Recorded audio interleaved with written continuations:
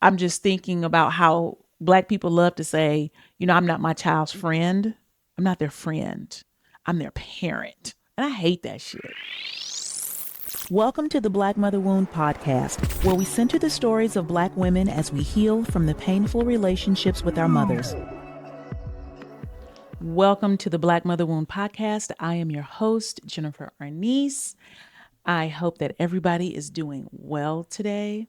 If you're watching me on YouTube, you can see that I'm channeling my Claire Huxtable athleisure. And if anybody can find the pants to go with this jacket, I will be forever indebted to you because I need the full tracksuit. Okay. And if you're listening, I'm wearing I guess it would, I hate to call it vintage, but I guess it is vintage from the 80s. That multicolored, it's like a bright purple, white, and it's got purple polka dots and fuchsia. That swishy tracksuit the girlies used to wear back in the day. I didn't have one because my mama didn't let me dress like that. But I need the pants.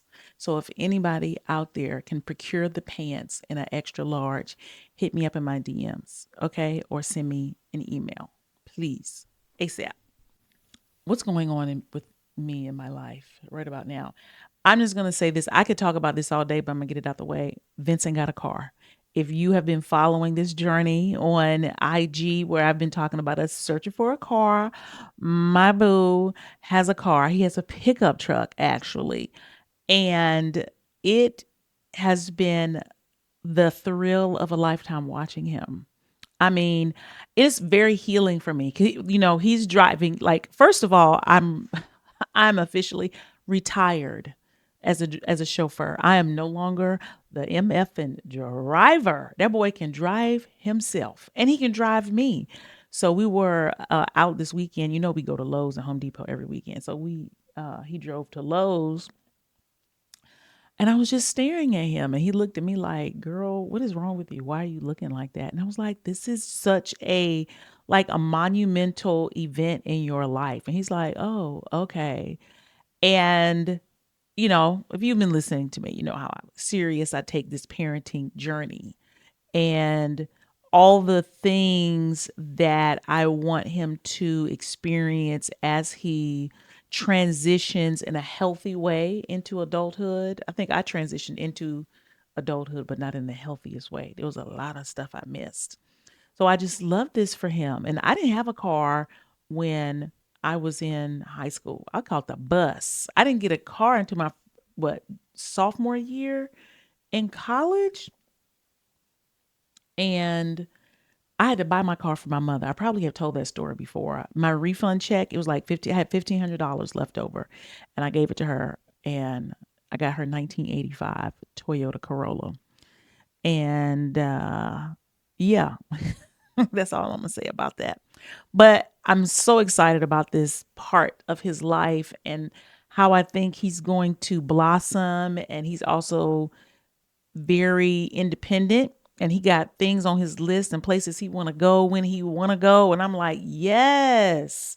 You can go on your own. That means my time now. Mama can do some things." So I am thrilled. Like, today's the first day I don't have to pick him up from track practice. He is going to come home on his own.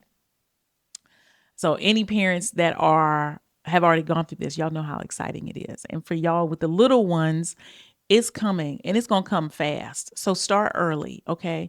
And start building your kids' accountability and responsibility now, right? Which I guess this is a good segue into today's topic. I get a lot of DMs and emails about parenting, whether it is how do they basically what I hear are two things. One, women say they're afraid to have kids because of how their mother fucked them up, or they have children and they don't want to fuck their kids up. And it is like a real struggle and a real battle because we did not know how many habits that we picked up from her, and that when we became parents, it became the only way we knew how to parent, and parenting became triggering, right?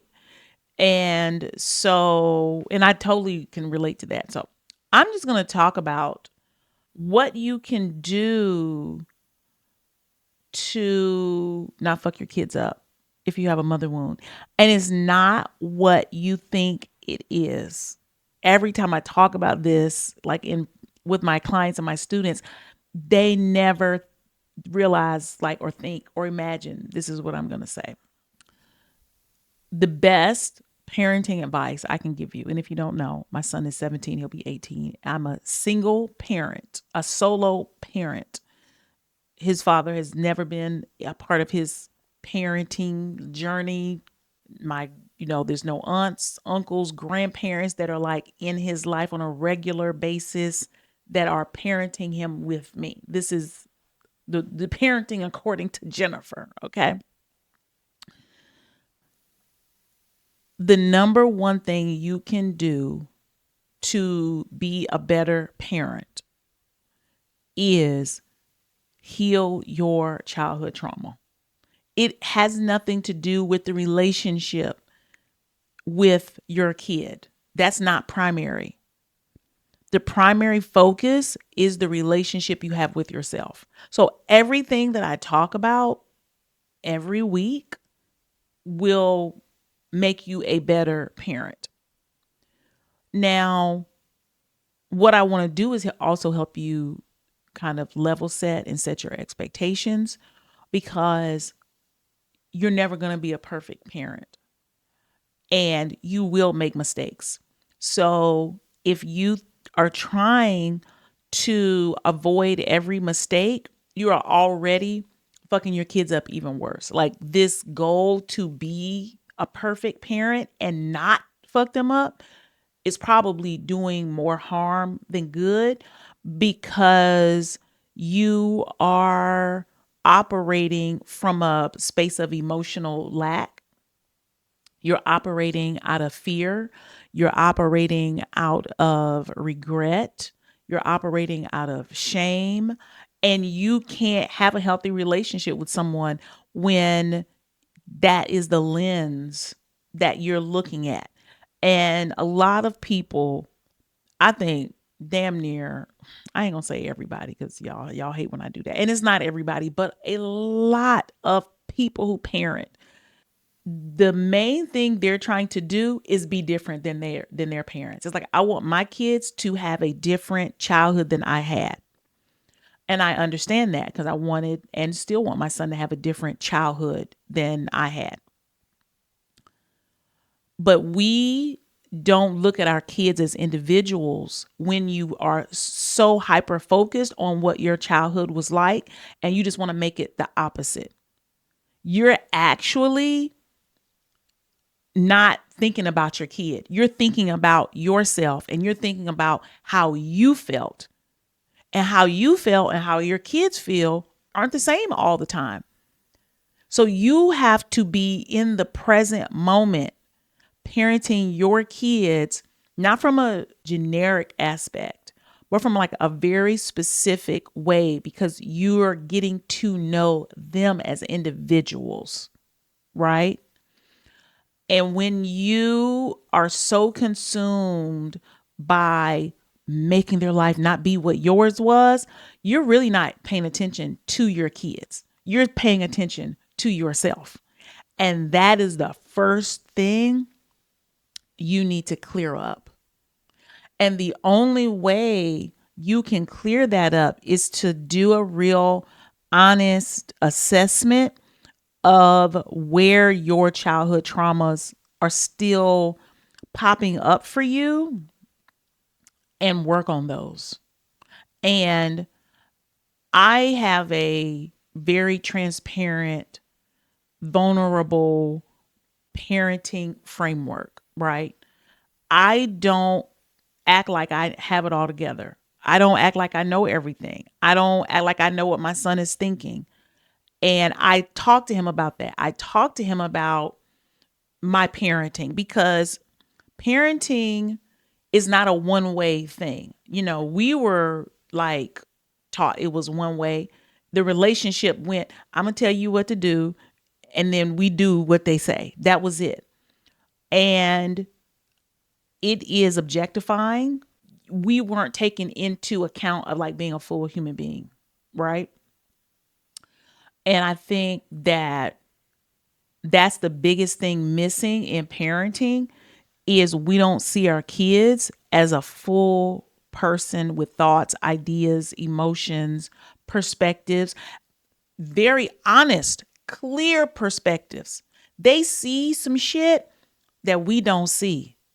And we think, oh, you're a kid, you don't have a clear developed perspective. Like we can't trust what you like, what you don't like, what you're afraid of, what's common sense, what's not. And that actually is not true because the way I saw my parents when I was 10 and 11, I'm 50. I was like, oh, I saw them correctly back then. I saw them say one thing and do something else. I didn't grow up and realize, oh, yeah, I was a kid. Yeah, I didn't understand. No, I understood. And usually your kids understand too. But if you are someone who doesn't have a high level of transparency and vulnerability with your kids, you look like a liar, basically, to your kids, and they don't trust you. And therefore, they're not going to show up transparently. They're not going to be honest with you because they don't even know how to be honest because we pretend and we say things that we don't mean and we care about how things look from the outside and we don't talk about what's really happening and we try to make other people responsible for how we feel. And so as adults, that's the behavior that's being modeled when you have a mother wound, right? And I would say this is beyond mother wound. This is if you have developmental trauma from your childhood, right? That is generally based in it. And, I talk about traditional Black parenting where you really don't talk to your kids. Your kids don't get to know the parent. I didn't know who my parents were as people, right? I didn't know what they were like before I came along. I didn't know what their dreams or aspirations or goals or interests were in a sense, That was like two different worlds. And I think I'm just thinking about how Black people love to say, I'm not my child's friend. I'm not their friend. I'm their parent. And I hate that shit. I really hate it because it's like, how do you define friendship? Because for me, as a parent, I see myself as I see myself as, this is my son's first relationship. I am his first relationship. I'm the first person he's loved. I'm the first person that he has considered to be his friend. When he was little, he's like, "You my best friend." He still calls me his best friend. So as far as he is concerned, I am his friend. And when you really think about what a real friend is, he is correct. I am his friend. And I think we have to really evolve what a healthy parent-child relationship looks like because we did not have it. And traditional Black parenting does not make a lot of space for that. And I'm not even going to call it gentle parenting. I'm going to just call it human parenting, right? It is because some people will performatively be a gentle parent, right? It's like, "Hi, I want you to do this. Will you get down from there? Will you so and so?" But it's really not aligned with the energy that they're providing, right? So you still look like a phony. It's just like, "Oh, I'm practicing these things, but I don't believe them," right? You're pretending to be patient with your child, but really you want to choke their ass out, right? You think they don't know the difference? You think they don't know? So you have to go back and say, why am I not patient with them? Like, if my child is learning something new, why aren't I patient with them right now? Right? Is it because no one was patient with me when I was doing something new and I was expected to know it right off the bat? That was the truth for me, right? Or are you tired? Are you hungry? Are you stressed out? Are you frustrated? Is your nervous system already dysregulated? So one more little thing is going to throw you over the edge. Like, so you really, that's why I'm telling you to be a different kind of parent to your kids. You have to do the reparenting work, right? You have to have a relationship with yourself to where you know when you're tired and you care enough about yourself that you do something about being tired. When you're hungry, you know you're hungry, and you know enough when you're hungry how you act. So, you know what? Let me go and get something to eat before we start this, right? And not only do I want you to do those things and take those actions, I want you to be in communication with your child while you are reparenting yourself, because your child needs to see you as a human being. You need to see them as a human being. They need to see you as a human being, not as this is mommy. And mommy, hold on, mommy. First of all, I never mind. I ain't gonna get into that. I am not a fan of talking to your kids like they don't have a brain and just, well, mommy needs this, mommy needs that. Like, no, I'm hungry. If you hungry, don't you think I get hungry? You get tired, I get tired. And I gotta take a nap. I remember my son when he was like, this is when he was maybe like 7, 8-ish, and we played a lot of cards. Like, so when he come home from school, we take a bath and do everything. He's already played, he's taken a bath, he's relaxed, right? And now it's time to play Uno, or it's time to play. I was teaching him spades back then, child. So he want a spades lesson. For me, I have just sat down. I ain't even took my bra off yet, and it's 8 o'clock, 7:45, 8 o'clock. And I had to tell him, like, I'm tired. Like, I have to have a break after doing all of those things. He doesn't know that I've been doing all day. And it's not like, oh, I'm gonna burden him with everything, or it is not, he's the reason that I'm tired. But people get tired. The same way when I pick him up from school and he's like, oh, I'm so tired. I had so much to do today. I get tired also. And teaching him that I need 30 minutes. Give me 30 minutes with my door closed and no interruptions. And then when that's finished, I will come get you. And then we could play for 30 minutes. And then I'm going to read you a book and you'll go to sleep. Can we agree on that? In the beginning, he didn't understand that because I was always accessible to him. And I was realizing before me telling him that I was tired, I was very irritable with him. So anything he did, I would pop off. I would be short with him. I would be sarcastic with him. I was just detached. I was cold. I was a mean girl, for real, to a 7-year-old.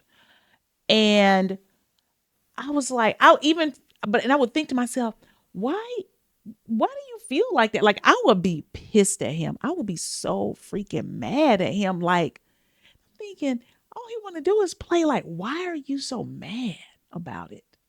That's what struck me, because I was so mad. And like, doing this work, I sat with myself, right? And I was like, what is coming up? And what was coming up for me was, he's trying to take something from me, because I was so defensive. And I was like, oh, what is he taking from you? Like, he's taking time from me. He's taking it from me. And I don't have a lot of it. So in that moment, there's an adversarial relationship between us, because you're trying to take something from me that doesn't belong to you. So you are a threat to me right now. And I thought, wow. And how I was responding to him, I remember my mother responding that way to me when I was younger. So I didn't want to respond that way. Like I knew it was fucked up, but I didn't know what to do, and I didn't want to perform like it was. Oh, I'm happy. Because that's bullshit too, right? That's really not the answer. And I think when you do this work, this is why I don't focus on like forgiving your mother. I focus on doing the work, because if you're really doing the work and you see your own humanity, you can see her humanity, right? And my mother was probably dead dog tired, okay? And she was sad, humiliated from her divorce. Things did not turn out how she had expected. She's working this job. She got to do who knows what else is happening in her personal life outside of that that we didn't even know about. And if you don't have good emotional management skills, it's going to come out. Period. It's not like, well, you're a mother, so you have to know this is what it is. Being a mother doesn't mean you automatically know how to do things. It just doesn't. And I think when we become mothers, we realize that. Then we could look at her and be like, oh, yeah, she didn't know what the fuck she was doing. Poor thing. Poor little tink tink. She was out here struggling, right? And the resources that we have now were not available to her, right? You know, when I talk to y'all about, we're a iPhone 15 Pro Max and she's a house phone, right? So anyway, back to my story. When I realized what it felt like he was taking something from me, stealing it. That's what he was stealing from me. I was so angry. I had to stop him, right? It became, so what is it that I need?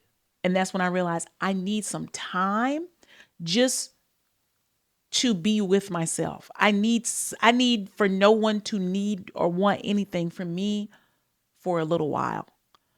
And when I was like, oh, so you just need some quiet time. And now you're going to have to ask for it. And you're going to have to negotiate with him for it. And that was a rough negotiation because he was not used to that kind of boundary. Because if he was 7, he had his own room. Hell, for so much of our time together when he was young, we shared the same room and the same bed. So we were always together. And he was still coming and getting in my bed at night too, even though he had his own room. That was the other piece to the puzzle.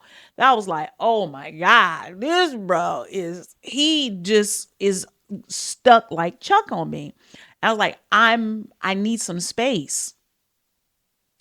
And so, but at first I had to identify what that trigger was for me, right? Before I went into performance mode. Okay. And so that's just an example of how your parenting improves when you become aware of your own feelings and what is happening inside of you. And when you do that enough, it changes the way you parent. And for me, the number one goal that I have as a parent, number one goal, nothing is more important than this. It is that my son trust me. It's not that he's safe. It's not that he do what I say. It's not that he have, you know, all A's on his report card. It is that he trusts me. And the only way he can trust me is if I keep it a buck. Whether it's good, bad, happy, sad, whether I have the answer or I don't have the answer. And you can only build trust through an authentic engagement. You can only build trust through transparency. And it's important and imperative that your children trust you, because this model of do what I say only works for so long, because what they're going to start to do is do shit behind your back that you would never know that they're doing.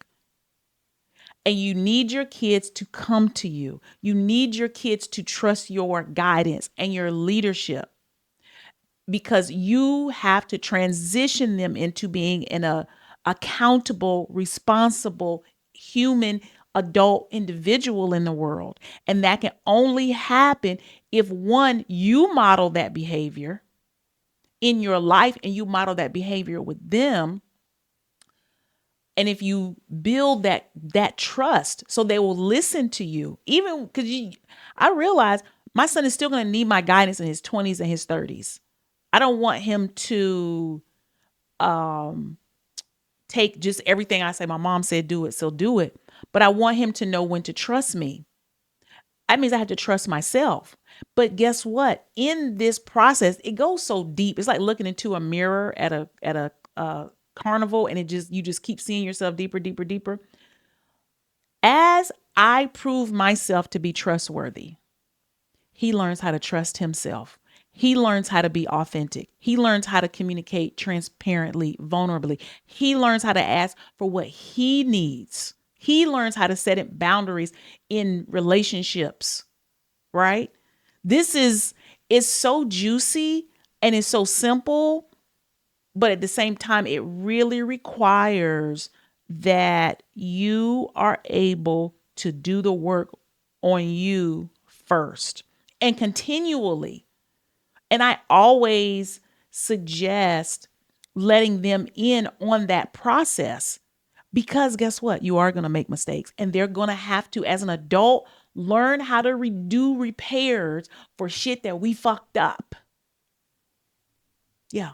There are going to be things that they're going to be like, I didn't know this was something. Even if you have a great relationship with them, there's still going to be gaps, and you need to teach them how to manage their own self and how to reparent themselves. It's not going to be to the extent that we got to do it. Hopefully, maybe, but maybe not.